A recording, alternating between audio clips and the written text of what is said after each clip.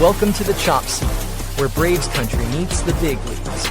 Your host Vic is here to break down everything from truest heart to the top of the standings across the league. From walk-offs to wild trades, this is your seat for everything baseball, but a heavy dose of chop. So grab your glove and settle in, because the Chop Seat is open.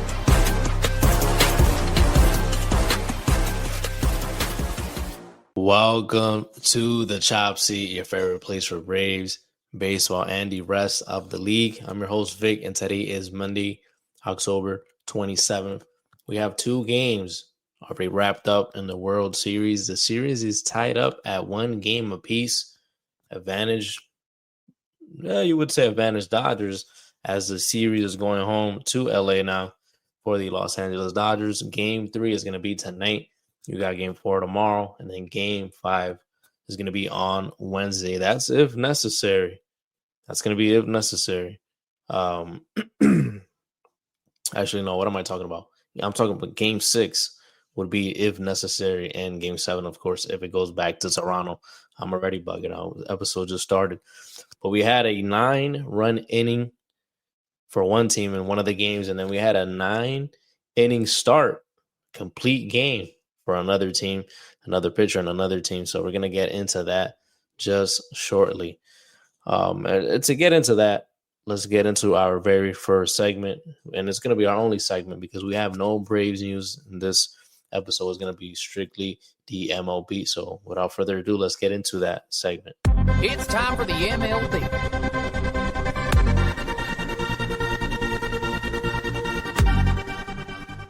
Welcome to the MLB, where we take a look at the action from around the league. And the MLB, of course, is brought to you by SeatGeek. Use code CHOPSY20 to get $20 off your first purchase on SeatGeek. If you want to head to the World Series and catch game 3 tonight, game 4 tomorrow, game 5 in LA on Wednesday, go to SeatGeek and put in code CHOPSY20, and you're going to get yourself $20 off your first purchase. And if you're not into baseball, that's not a problem. You can go catch the NBA, NFL, NHL, any other league you like to watch your sports, any show, any concert. Go to SeatGeek and put in code CHOPSY20. And again, you're going to get $20 off your first purchase. So let's get into the action from the games. Game 1, of course, that was on I was about to say Saturday night.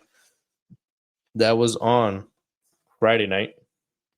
Of course, it was Blake Snell on the mound for the LA Dodgers, going up against Trey Savage for the Toronto Blue Jays. Blake Snell goes 5 innings, 8 hits, 5 runs.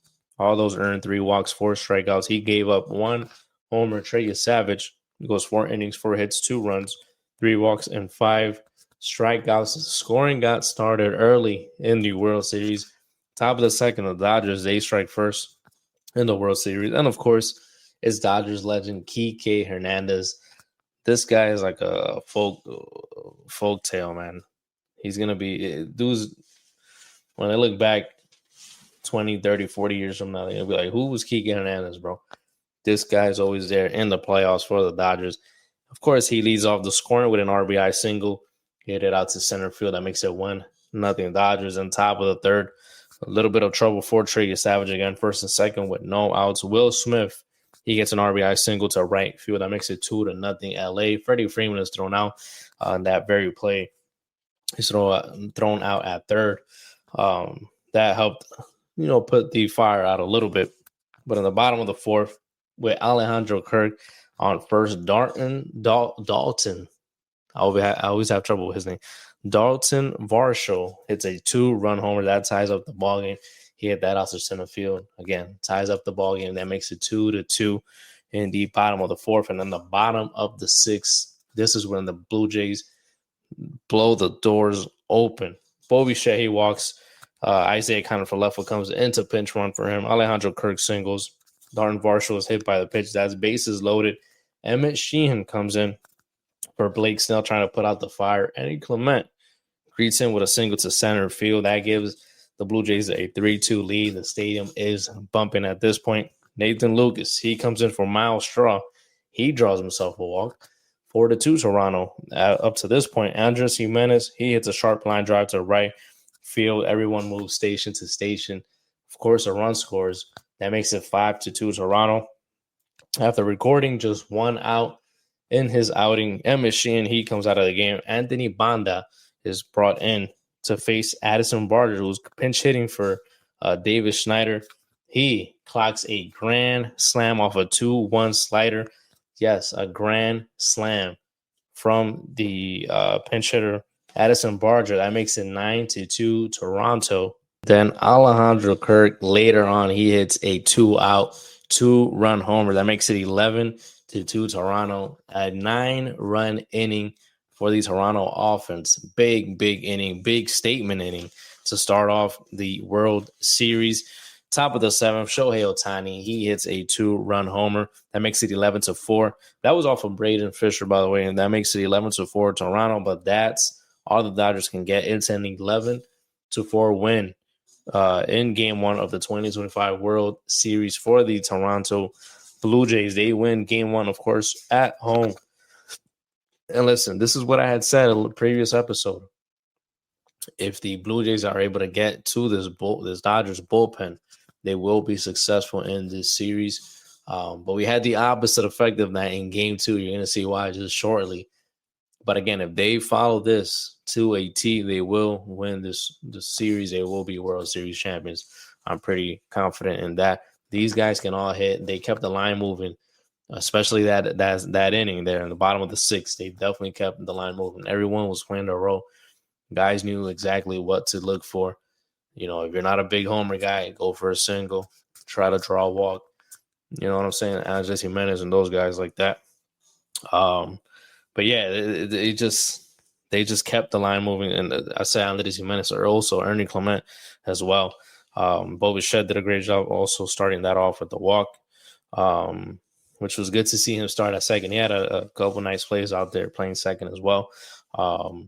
But yeah, if they follow this, they will be World Series champions. I'm very confident in the ability that this offense has, that they've shown. So they've done it all season, but they've shown it, you know, at a bigger scale here in this postseason. We saw it against the Yankees. We saw it against the Mariners, and we saw it here in Game 1. Game 2 was a different story, though.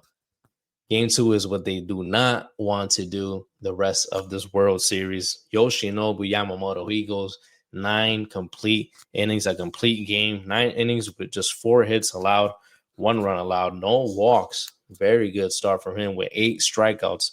Yeah, the guy was absolutely filthy in this game. He was going up against Kevin Gausman, who goes 6 2/3, 4 hits, 3 runs, no walks, 6 Ks. He gave up 2 homers.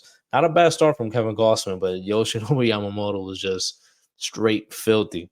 You can't really do nothing with that. Top of the 1st, Will Smith, he gets in a single out to center field. Freddie Freeman scores on that one. He scores from second. That makes it 1-0 Dodgers. Bottom of the 3rd, though, Alejandro Kirk, he hits a sac fly that scores George Springer. That ties up the ball game at 1 apiece. And then it was all quiet until the top of the 7th.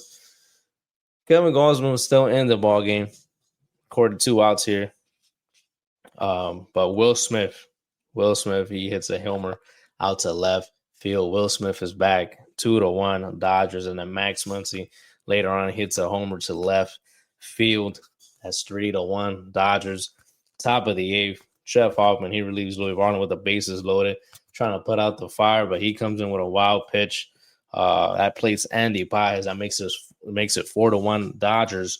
And then Will Smith comes back again. He grounds out, but Shohei scores in the process. That makes it 5-1 Dodgers. And this play was a little tricky play.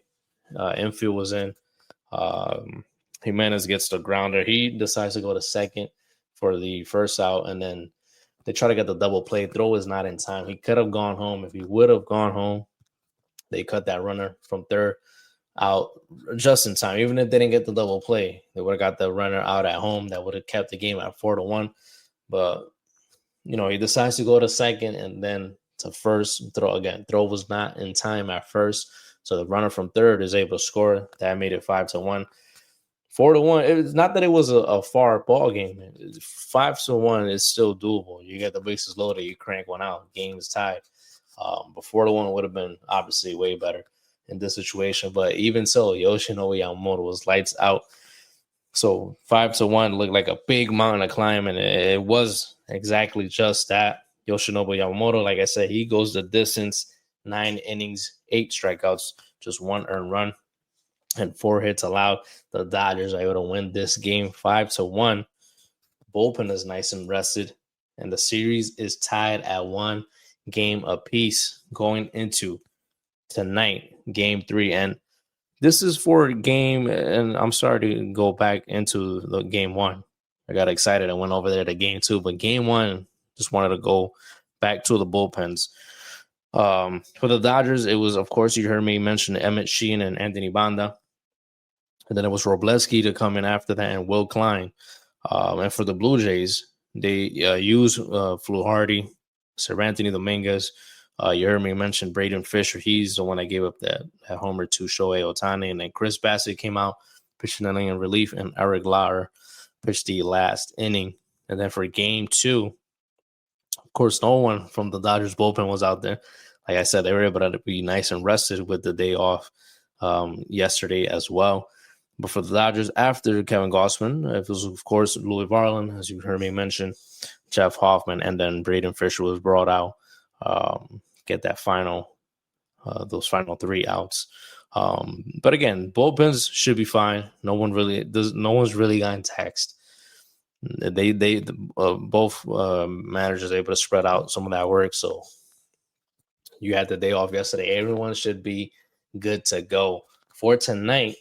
And the game 3 is going to be on Fox at 8 p.m. Of course, it's going to be Max Scherzer, who's 1-0 with a 3.18 ERA. He's going up against Tyler Glasnow, who has a 0.68 ERA in this postseason. And then game 4 is going to be Shane Bieber. This is tomorrow. Shane Bieber on the mound, 1-0 with a 4.38 ERA, going up against Shohei Ohtani, who's 2-0 with a 2.25 ERA. And then game 5, that's going to be on Wednesday. It's TBD against TBD as of right now. We're going to have to stick around and see. Probably you're assuming it's going to be a game 1 starters in this one. So it should be a game 1 starters. It should be Blake Snell going up against Trey Savage. I don't know. I know the Blue Jays haven't had Savage pitch on the road yet this postseason, if I'm not mistaken. I think they have catered to having him pitch at home. I got to go back and check that just to confirm it. But I do think that they've only had him pitch on the road. At home, not on the road during the postseason. So I gotta go back and just confirm that, because now I'm confusing myself. I did think he pitched in Yankee Stadium once, or was it at home? I can see Yankees. I don't remember. But anyways, that is that. Who wins tonight? I probably gotta go Dodgers tonight. And then tomorrow, with Shohei on the mound, I think the Blue Jays are gonna win that one and tie up the series at 2 games apiece. And then we'll see for game 5 what happens there. And other news around the majors, the Mets, they end up hiring Troy Snitker as their hitting coach. He was previously with the Houston Astros. Mookie Betts, he becomes the Roberto Clemente Award winner for this year. And then the Orioles hire Craig Arbenaz as their manager. He previously worked as the Cleveland Guardians associate manager, and then acted out as the team's bench coach in 2024. He had 4 seasons on the Giants coaching staff as a bullpen and catching coach as well. So Baltimore Orioles fans, let me know how you feel about this new acquisition. The new manager who's going to be at the helms of the ball club. So quick episode today. Very quick episode. This is a quick hitter. We're going to be back. Game 6. If necessary, is going to be, I believe, on Friday. Should be on Friday, yes. Game 6, if necessary, is going to be on Friday. So we'll do an episode right before that game starts. We'll do it on Friday afternoon. So till then, guys, thank you guys for tuning in. Make sure to catch these ball games. The final series of the year. This is the final series of the year. I'm still going Toronto in 7. Excuse me. I'm still going to Toronto in 7. You know how it is. So I got Dodgers winning tonight, and that makes it 2-1 Dodgers. Blue Jays win tomorrow, that makes it 2-2. I might go. I might go Toronto in Game 5. Then they're gonna just alternate wins for the rest of the way. I think that's how we're gonna do it. Toronto wins Game 5, Dodgers win Game 6, then Game 7 at home. Toronto Blue Jays walk it off and win the 2025 World Series in dramatic fashion. That's how we're gonna go with the predictions. So thank you guys again for tuning in. Make sure to follow us on all social media platforms at the Chop Seat Pod. That's on Instagram, and at the Chop Seat on Facebook, TikTok, and X/Twitter. If you haven't found us on the audio version is available wherever you find your podcasts: Apple Podcasts, Spotify, iHeartRadio, anywhere else you get your favorite podcast.